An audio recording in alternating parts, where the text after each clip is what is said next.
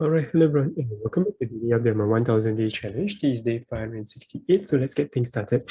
Alright, so first and foremost, in terms of balance wise, no change from yesterday after the drop. I didn't enter any trade setup as of yesterday itself. Decided to take a break off the experimental trade setup, just tidying up some things as well. And then in terms of the, so recently for the past few days, it's been a little bit messy in a sense, as both I've been transiting from a career perspective, and also in terms of family-wise, I've been facing the COVID positive case around me as well. So that's something to bear in mind. So I've taken a little pullback in terms of trading as well. But otherwise, main trading account setup still happens because there's been so-called a routine and part of my norm as well. But otherwise, in terms of experimental trades that I'm putting things on hold because there's more like subjective based basis as well. All right, otherwise, if you look in terms of market structure, as today is a Saturday, weekly wise, US market does lean towards neutral to slightly bearish market territory, especially the bearish market structure close with a higher low and higher high basis in that sense. So definitely next will be very exciting to see. So not necessarily that we'll see the bearish market structure continue because we could potentially find support here, but otherwise we could see further momentum sell-off pressure.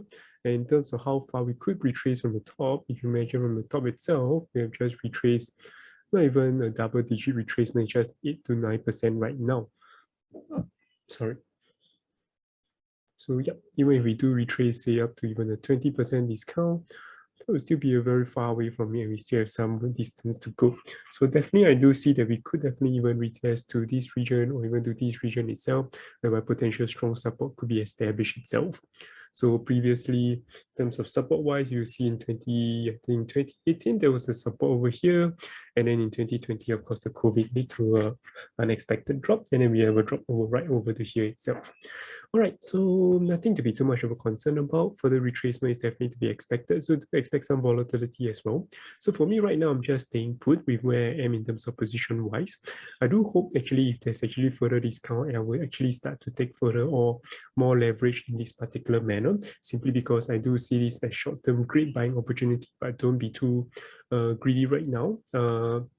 I'll still continue to add in terms of long-term position wise, but if there's actually a great discount, be very confident to add in more position as well. So yeah, that's definitely for US market. And then for China market side of things, here seems to somewhat bottom out, even though we actually break from this consolidation region itself. The sell pressure isn't that strong. So hopefully we have a double bottom on the weekly chart itself and we have a very nice bounce above. Especially if we look in terms of daily chart, I did say that we wanted to close above it. So this could be a first good sign and a somewhat like a bullish market structure. But until we break over here, I'll still lean towards neutral to slightly bearish in that sense. Then for KWAP wise, I would say it's looking a little bit more bearish. But of course, consolidating over here, I mentioned, unless it breaks, I wouldn't be bearish, because breaking over there will definitely be clearly bearish because there'll be the uncharted territory.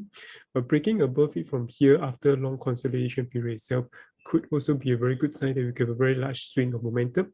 And in fact, all these resistances could be easily broken if we actually have a break right now, simply because the tightening consolidation itself.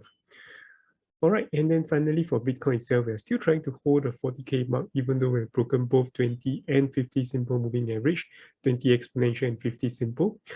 So I do lean towards some bearish momentum itself, but right now I'm not looking for particular short. On the 4-hour chart, I actually wanted to retest the resistance around 41.5K region itself, somewhere along here. So if it does actually hits up above, face some sort of rejection itself, near the 200 exponential moving average on the 4-hour chart, I could potentially look for a short setup somewhere below this resistance region itself. So right now, it's not a good short setup in my position, in my opinion. So it is what it is. I'll be waiting for it. Otherwise, that's more or less about it. If you guys have any questions, feel free to drop by your comments below. I'll see you guys tomorrow. Take care. Bye-bye.